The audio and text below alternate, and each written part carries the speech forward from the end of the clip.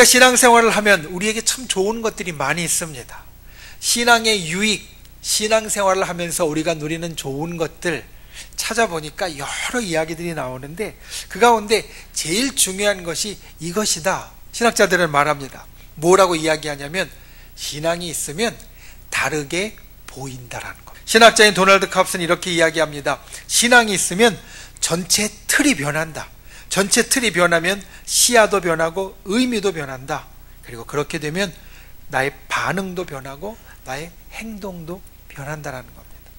신앙이라는 것은 우리가 우리의 삶 가운데 갖는 조그만 것이 아니라 내 삶이 이만큼이면 그 가운데 신앙이라는 것이 요만큼 있는 것이 아니라 신앙은 우리가 갖고 있는 이 모든 것의 틀을 바꾸어서 우리로 보는 것도 변하고 의미도 변하고 그거에 반응하는 것도 변하고 행동도 변하게 만든다는 겁니다. 랍빈 헤롤드 쿠시너는 이렇게 이야기합니다. 신앙은 무엇보다도 보는 방식을 말한다. 신앙은 우리가 보는 시야를 변화시키고 그것이 종종 우리의 삶에 진짜 다른 것, 진정한 차이를 불러온다. 우리가 신앙이 있으면 무엇보다도 이 신앙이 있다는 것은 우리가 무엇을 볼 때 이것을 어떻게 볼 것인가, 이것이 바뀌는 것을 의미한다는 겁니다. 그리고 이것이 바뀌면 정말 우리의 삶에 신앙이 있어서 요만한 것만 더하고 요만한 것만 좋아지는 것이 아니라 진짜 차이, 진짜 다른 것, 신앙이 없는 사람과 신앙이 있는 사람의 정말 큰 차이를 만들어 낸다는 겁니다. 가령 우리에게 비극적인 일이 있었다라고 생각해 봅시다. 그래서 이 가운데 그것 가운데 나오는 슬픔 때문에 분노 때문에 아주 힘들어하고 있다라고 해봅시다. 그런데 그 가운데 신앙이 있어서 우리에게 새로운 시야가 열리게 되어지면 그 힘들고 어려운 것을 우리가 새롭게 바라볼 수 있게 되어지고 오히려 하나님께서 나와 함께 해주실 기회, 하나님께서 내 삶을 인도해 주실 기회, 하나님께서 나를 구원의 역사를 베풀어 주실 기회로 여길 수 있게 되어진다는 겁니다. 그와 같이 여길 수 있게 되어지면, 그와 같이 우리 눈이 바뀌어지면 우리가 그 속에서 위로를 받게 되고 분노가 가라앉게 되어지고 오히려 힘들고 어려운 일 가운데 감사할 수 있게 되고 기뻐할 수 있게 된다는 겁니다. 여러분에게 다시 묻겠습니다. 여러분은 진짜 신앙의 사람이십니까? 이 틀이 바뀐 사람입니까? 새롭게 보는 눈이 열려진 사람입니까? 그렇다면 오늘 말씀을 잘 들어야 합니다. 우리 인생의 틀이 바뀌고 우리에게 새롭게 보는 시야가 열리면 우리가 기억해야 될 것이 있습니다. 오늘 말씀은 그것을 우리에게 일러줍니다. 오늘 말씀을 통하여서 우리에게 주어진 이 새로운 한 해, 신앙의 사람으로 살아가실 수 있길 원합니다. 진정 우리의 삶을 신앙으로 채우고 신앙 안에서 다르게 만들어 갈 수 있는, 말씀을 통해서 그와 같은 것을 깨달을 수 있는 저와 여러분이 되실 수 있기를 예수님의 이름으로 축원을 드립니다. 첫째로 기억해야 될 것은 하나님의 뜻대로 살아야 한다는 겁니다. 신앙이 있는 사람은 하나님의 뜻대로 살아야 합니다. 우리가 살아가는 모습 가운데 신앙이 있는 사람, 여기에는 꼭 우리가 이야기하는 진정한 신앙, 예수 그리스도를 믿는 신앙 말고 어떤 것이든지 간에 세상에 보면 다른 종교라도 믿는 신앙이 있는 사람과 그렇지 않은 사람은 차이가 있습니다. 그 차이는 어디에서 나타나냐면 살아가는 모습에서 나타납니다. 이 살아가는 모습이 내가 무엇을 믿든, 하나님을 믿는다고 우리가 이야기를 하면 우리는 하나님을 믿는 사람이니까 하나님을 믿으면 하나님을 믿는 신앙과 나의 삶이 서로 연결되어져 있는가 아니면 연결되어져 있지 않는가, 이것이 신앙이 있는가 신앙이 없는가를 가르는 차이점이 되어집니다. 그럴 수밖에 없는 것이, 신앙이 있는 사람은 내 신앙의 대상 하나님이 나에게 원하시는 모습을 가지려고 노력합니다. 하나님께서 나를 사랑하시고 하나님께서 나를 구원해 주셨는데 나를 사랑하고 또 내가 사랑하는 하나님, 내가 그분을 정말로 믿는다면 하나님이 원하시는 모습을 나의 삶 가운데 하나씩 둘씩 가지려고 노력하는 것이 신앙이 있는 사람의 삶의 모습이라는 겁니다. 또 신앙이 있는 사람은 신앙심을 깊게 하려는 노력을 합니다. 그러한 모습을 갖습니다. 신앙이 있는데 제자리에 머물러 있는 사람은 진짜 신앙인이 아닐 겁니다. 신앙이라는 것이 믿고 바라는 것인데, 믿고 바라는 사람은, 우리가 믿고 바라는 것은 앞의 일입니다. 지나간 것을 믿고 바라지 않습니다. 앞으로 일어날 것을 믿고 바랍니다. 그러니까 신앙인은 앞으로 가는 사람인데, 앞으로 가는 사람은 사실 둘 중 하나입니다. 우리는 가만히 있을 수 있겠다라고 여기지만, 앞으로 가는 사람은 올라가든지 내려가든지 하게 되어 있습니다. 신앙이 있는 사람은 나의 신앙심이 움직여갈 때 신앙심을 얕게 가도록 만드는 사람이 아니라 신앙심을 깊게 가도록 만드는 사람이 되어진다는 겁니다. 신앙이 있는 사람은 그 신앙심을 날마다 조금씩이라도 깊게 가도록 해야 합니다. 그리고 그러기 위한 행동을 해야 된다는 겁니다. 그러기 위한 행동을 오늘 말씀 우리들에게 이렇게 이야기합니다. 오늘 5절 말씀, 우리가 읽은 본문 말씀에 처음은 이렇게 이야기합니다. 너희가 하나님 앞에 찾아 나와서 이런 것들을 하라. 너희가 하나님 앞에 찾아 나와서 이런 것들을 하라. 신앙인으로서 우리가 해야 할 일이 있습니다. 특별히 하나님 앞에 나올 때, 하나님 앞에 예배드리러 나올 때, 오늘 말씀은 특별히 하나님께서 이름을 두시려고 계실 곳 예배드리는 것을 이야기하는데, 예배드리러 나올 때 우리가 해야 할 일들이 있습니다. 그리고 그 해야 할 일들의 기본을 오늘 우리가 읽은 말씀의 제일 끝인 8절에서 이렇게 이야기합니다. 우리 8절 말씀을 함께 읽어보겠습니다. 우리가 오늘 여기에서는 각기 소견대로 하였거니와 너희가 거기에서는 그렇게 하지 말지니라. 자, 이스라엘 백성에게 주신 말씀입니다. 하나님의 사람들에게 주신 말씀입니다. 그런데 이 말씀을 받은 곳이 어디입니까? 그것을 오늘 여기라고 8절은 이야기합니다. 그런데 이어지는 9절 말씀을 보면 이스라엘 백성이 어디 있는지 우리가 알 수 있습니다. 9절 말씀은 이렇게 이야기합니다. 너희가 너희 하나님 여호와께서 주시는 안식과 기업에 아직 이르지 못하였다. 이스라엘 백성은 하나님께서 주실 축복의 땅, 하나님께서 주실 참 좋은 약속의 땅 가나안을 향하여 가고 있었습니다. 그런데 아직 이들은 가나안 땅에 들어가지 못했습니다. 아직 이들은 가나안 땅 건너편에 있습니다. 아직 이들은 요단강을 건너가지 않았습니다. 아직 이들은 하나님께서 정해주신 예배의 장소에 나아가기 전입니다.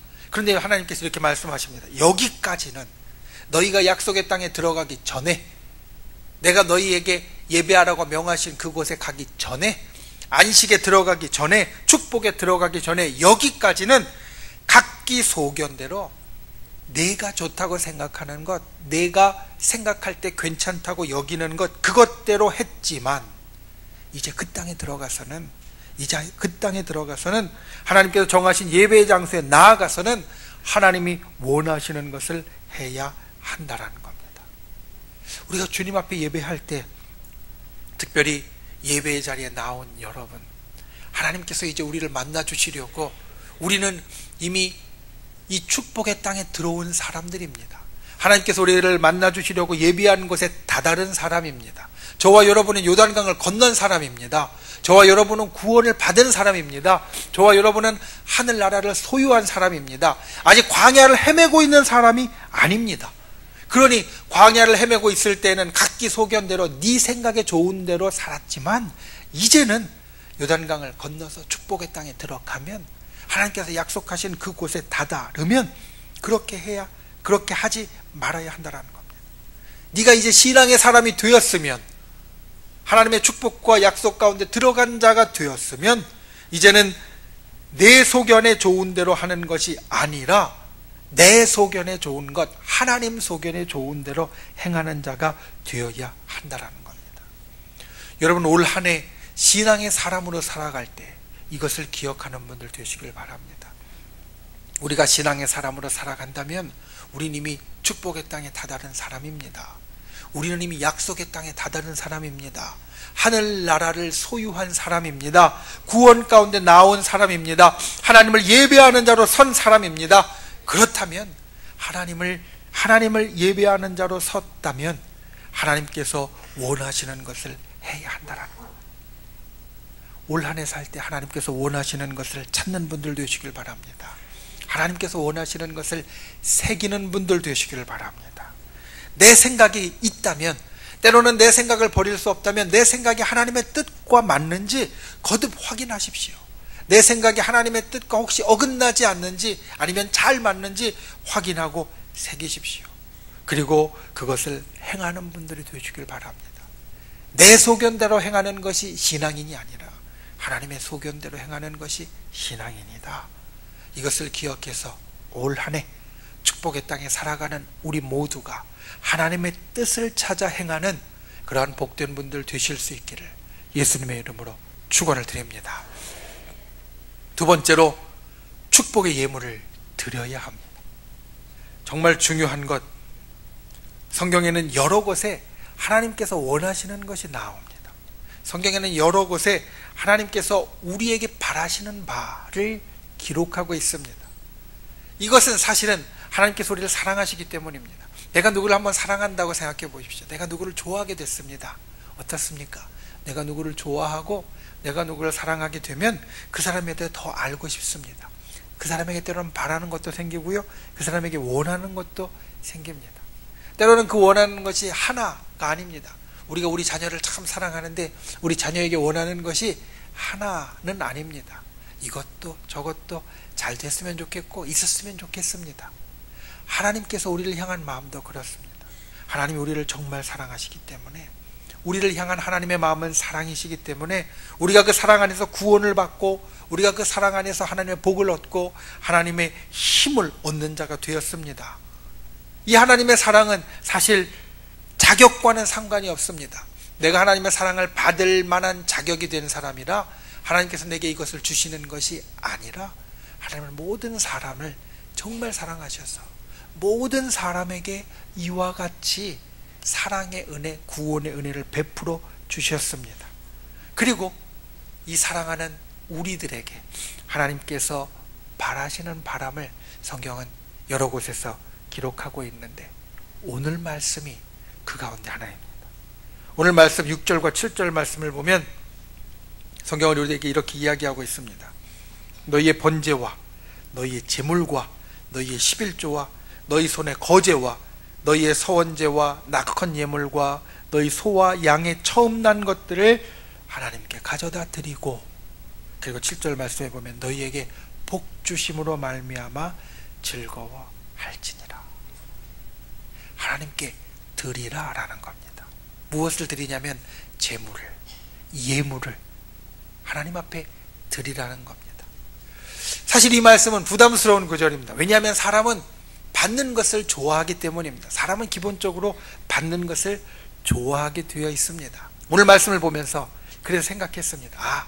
우리 마음이 이러니까, 사람들 마음이 이러니까 이스라엘 백성도 이 말씀 듣고 얼굴 좀 찌푸렸겠구나, 인상 좀 썼겠구나 생각이 들었습니다.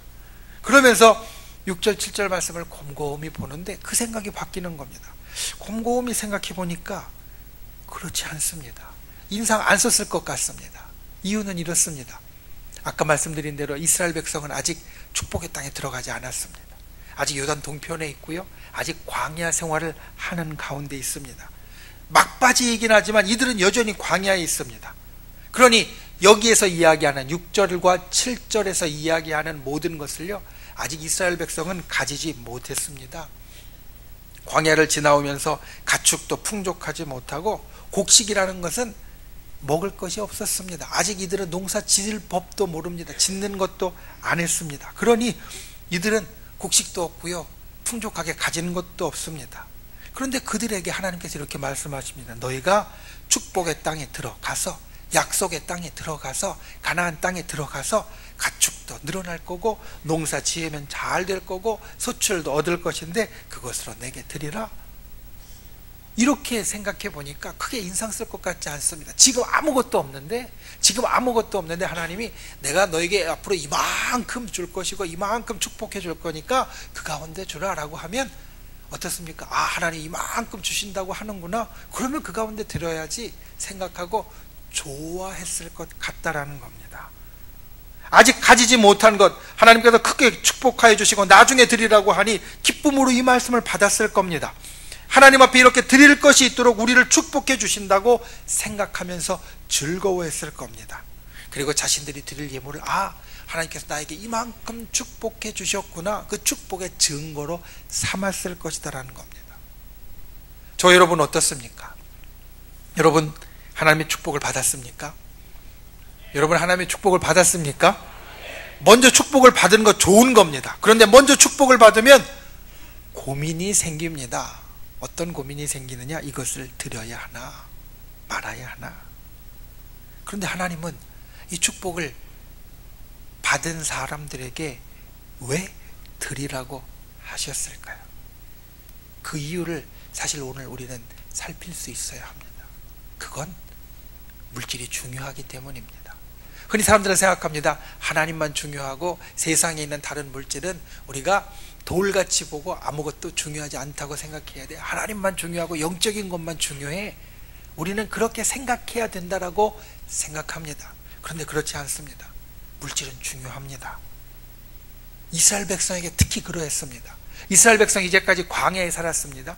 광야는요, 낮에는 햇볕이 아주 뜨겁게 내려져서 살기 힘들고 밤에는 추워져서 지내기 힘들고 곡식 구하기 어렵고 가축들 키우는 것도 근근히 간신히 키울 수 있을 척박한 땅입니다. 그 광야에서 살아갈 때는 이스라엘 백성에게 제일 중요한 과제가 무엇이었냐면 살아남는 거였습니다. 이 광야에서 곡식도 없고 사는데 필요한 것들도 부족하고 힘들고 어려운 이곳에서 우리가 어떻게 하면 살 수 있을까? 어떻게 하면 살아남을 수 있을까? 광야에서 지낼 때는 이들에게 제일 큰 과제가, 제일 큰 문제가 바로 그것이었습니다. 살아남자. 그런데 축복의 땅에 들어가면 바뀝니다. 축복의 땅에 들어가면, 가나안 땅에 들어가면 광야같이 척박하지 않습니다. 광야같이 햇볕이 뜨겁고 밤에 춥지 않습니다. 지낼만 합니다. 그리고 곡식 심으면 잘 자라서 소출도 생기고요. 이제는 먹고 살 것 사실 큰 걱정할 게 별로 없어집니다. 내가 죽느냐 사느냐 이 문제에서 해방되어집니다. 해방되어지고 무엇이 더 중요한 문제가 되어지냐면 더 잘 사는 것. 내가 이제 먹고 살만 하니까 더 잘 사는 것, 이게 이스라엘 민족에게 중요한 문제가 되어졌다는 겁니다. 더 잘 사는데 중요한 게 뭡니까? 우리가 흔히 더 잘 사는데 중요한 것 여러 가지가 있지만 세상 모든 사람들이 아마 이것이다라고 이야기할 수 있는 것, 더 잘 사는데 필요하다고 여기는 것, 물질입니다. 조금 더 쉬운 말로 이야기하면 돈이 필요합니다. 더 잘 살려면 좀 풍족하게 돈이 있어야 됩니다. 그리고 이 돈이 사람의 마음을 움직입니다. 이스라엘 민족이 앞으로 그렇게 될 거란 이야기입니다. 생각해보면 오늘날 우리도 비슷하지 않습니까? 죽고 사는 문제, 먹고 사는 문제가 해결되어져서 이제는 더 잘 사는 것, 어떻게 하면 더 괜찮게 사느냐, 우리의 관심이 여기로 옮겨갔습니다. 그러니 옛날보다 죽고 사는 문제에 처했을 때보다 오히려 물질이 더 중요해졌습니다. 일반적인 삶에서 뿐만 아니라 하나님 앞에서도 그렇습니다. 물질의 마음을 많이 빼앗깁니다. 모든 것을 물질로 계산합니다. 때로는 신앙도 물질로 계산합니다. 믿음을 올리는 것보다 돈을 올리는 것이 더 중요하고 하나님 앞에 가는 것보다 돈을 버는 것이 더 좋습니다. 더 잘 살면 잘 살수록 물질이 더 중요해진다는 겁니다. 그래서 예수님은 마태복음 6장 21절에 이렇게 우리에게 이야기합니다. 사람에게 있어서 내 보물이 있는 그곳에 내 마음도 있다. 내 물질이 있는 그곳에 내 마음이 있다라는 겁니다. 하나님께서 약속의 땅, 축복의 땅, 가나안 땅으로 이스라엘 민족을 들이신 후에 그 축복의 땅에서 살아갈 때 정말로 중요한 것이 이것이다 이야기한 이유가 여기에 있습니다. 물질을 하나님 앞에 꼭 드리라. 사실 그거 없다고 하나님 굶어 죽을 뿐 아닙니다. 우리가 알듯이 그렇습니다. 그런데 이스라엘 민족에게 그 물질을 드리라 하신 이유가 바로 여기에 있다는 겁니다. 내가 너희의 축복의 근원임을 잊지 말라. 내가 먹고 사는 것, 죽고 사는 것이 중요한 그 힘들고 어려운 시절에서 이제는 그와 같은 것들은 다 해결될 수 있는 더 잘 사는 것이 중요한 그 시절로 옮겨가게 한 하나님인 것을 잊지 말라. 여전히 하나님이 너에게 있어서 제일 중요하다는 것을 결코 잊지 말라라는 겁니다. 여러분, 우리가 이 땅을 살아갈 때 말씀드린 것처럼 우리는 이미 가나안 땅에 들어와 있습니다. 축복의 땅에 들어와 있습니다. 그러니 우리에게 있어서 물질이 사실 더 중요해졌습니다. 먹고 사는 문제, 죽고 사는 문제에서 이제는 벗어나서 어떻게 하면 더 잘 사는가 라는 것이 우리의 고민이 되어지니 물질이 우리에게 있어서 더 중요해졌습니다. 그런데 그럴수록 우리의 모든 축복이 하나님께로부터 나온다는 것을 믿어야 합니다. 우리의 모든 축복과 은혜가 하나님께로부터 우리에게 비롯된다는 것을 우리가 온전히 신뢰해야 합니다. 그리고 그 축복의 예물을 하나님 앞에 드릴 수 있어야 한다는 겁니다. 모든 축복이 하나님께로부터 나왔으니 그 축복의 예물을 하나님께 드릴 수 있어야 합니다. 특별히 11조를 드릴 수 있어야 합니다. 온전한 11조를 드릴 수 있어야 합니다. 성경 우리에게 재미있는 것을 말합니다. 하나님은 결코 만홀히 여김을 받을 분이 아니시다 이야기합니다. 무슨 뜻이냐면 절대 우리가 가벼이 여길 만한 분이 아니시다. 우리가 그분에게 무언가 가볍게 생각할 만한 분이 아니시다. 만만히 여길 분이 아니시다 라고 말씀합니다. 그런데 하나님께서 스스로 나 그렇게 한번 여겨봐도 돼 라고 이야기한 구절이 있습니다. 말라기 3장 10절 말씀에 보면 너희가 온전한 11조를 바치고 난 후에 나를 시험하여 내가 너희를 축복하나 축복하지 않나 한번 시험해 보라. 성경에서 유일하게 하나님을 시험해도 된다라고 나온 구절이 바로 이 구절입니다. 하나님께서 결코 만홀히 여김을 받지 않으신다라고 말씀하셨는데 이거에 있어서는 너희가 한번 나를 테스트해봐도 된다라고 말씀하시는 것이 바로 이 구절입니다. 여러분 기억하십시오. 물질로 하나님 앞에 시험 들지 마십시오. 오히려 물질로 하나님을 시험해 보는 분들이 되십시오. 우리는 이 땅에 이 세상 가운데 살아가는 사람입니다. 하지만 우리가 이 세상에 살아가지만 저와 여러분은 하나님의 백성이고 하늘나라의 국민입니다. 저와 여러분은 하늘에 속한 사람입니다. 이 세상을 살아가고 있지만 세상에 속한 사람이 아닙니다. 그러니 우리가 이 세상에 살아가지만 하나님께 속한 백성이고 하나님께 이제 속해져 있는 사람이다라는 것을 나타내고 드러내는 것이 바로 이와 같이 하나님 앞에 드리는 11조, 하나님이 나의 주인이시고 나의 축복의 근원이십니다. 나의 주권자이십니다. 이것을 고백하는 것이 되어진다는 겁니다. 저 여러분이 하나님을 나의 주인이라고 고백하는 분들 되실 수 있길 원합니다. 진정 하나님이 나의 축복의 근원이라고 고백할 수 있는 분들이 되시길 바랍니다. 오늘 말씀에 있는 것처럼 하나님께서 나를 축복해 주신 것에 예물을 하나님 앞에 드릴 수 있는 분들이 되십시오. 오늘 말씀에 여러 가지 예물을 이야기하고 있지만 특별히 하나님 앞에 온전한 11조로 하나님이 나의 모든 축복의 근원이시고 나의 모든 물질의 주인이십니다. 고백할 수 있는 분들이 되시기를 바랍니다. 그리고 하나님께서 나에게 복을 주시는가 주시지 않나 말라기의 말씀대로 기다리고 시험해 보는 분들이 되십시오. 올 한 해 우리가 주님 앞에 그와 같이 복되게 하나님의 축복을 받아 누릴 수 있는 하나님의 백성, 하나님의 자녀, 그리고 하나님의 사람이 되실 수 있기를 예수님의 이름으로 축원을 드립니다.